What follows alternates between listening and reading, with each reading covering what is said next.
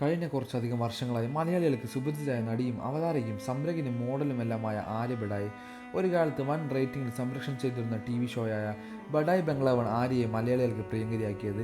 അന്ന് ആര്യ രമേശ് പിഷാരടിയുടെ ഭാര്യ റോളാണ് ചെയ്തിരുന്നത്. യഥാർത്ഥ പേരുകളിലാണ് ബഡായി ബംഗ്ലാവിൽ എല്ലാവരും പ്രത്യക്ഷപ്പെട്ടിരിക്കുന്നത്.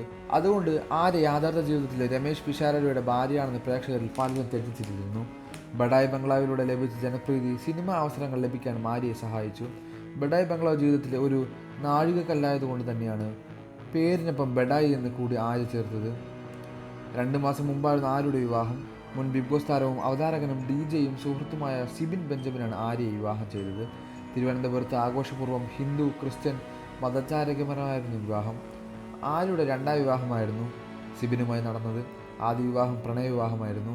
സ്കൂൾ കാലം മുതൽ പരിചയപ്പെട്ട സുഹൃത്തും നടി അർച്ചന സുശീലിൻ്റെ സഹോദരനുമായ രോഹിത് സുശീലിനായിരുന്നു ആര്യയുടെ ആദ്യ ഭർത്താവ്. 20കളുടെ തുടക്കത്തിൽ തന്നെയായിരുന്നു ആദ്യ വിവാഹം. പിന്നാലെ റോയ എന്ന മകളും പിറന്നു. ശേഷം ഒരുമിച്ച് മുന്നോട്ട് പോകാൻ കഴിയില്ലെന്ന് തിരിച്ചറിഞ്ഞാണ് ഇരുവരും വേർപിരിഞ്ഞത്.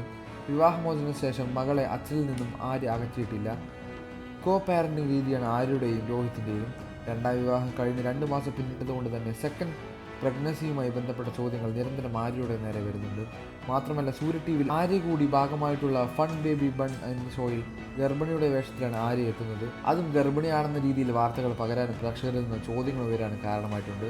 ഇൻസ്റ്റാഗ്രാം സ്റ്റോറിയിലൂടെ ആരാധകരുമായി സംവിധായകനാണ് ആര്യ പ്രഗ്നൻസിയുമായി ബന്ധപ്പെട്ട റൂമറുകൾക്ക് മറുപടി നൽകിയത്.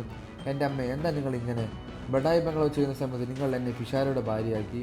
ഇപ്പോൾ അങ്ങനെ വിശ്വസിക്കുന്ന ഒരുപാട് പേരുണ്ട്. ക്യാരക്ടറാണ് സുഹൃത്തുക്കളെ. ആ പരമ്പരയിൽ ധർമ്മജൻ ബോൾഗാട്ടിയുടെ ഭാര്യയായിട്ടാണ് എത്തുന്നത്. ആ ലേഡി ക്യാരക്ടർ പ്രഗ്നൻ്റ് ആണ്. അതാണ് നിങ്ങൾ കാണുന്നത്. ആ ഒരു ഷോയിൽ മാത്രം ഞാൻ അങ്ങനെ വരുന്നതാണ്. എൻ്റെ ഗർഭം അങ്ങനെയല്ല.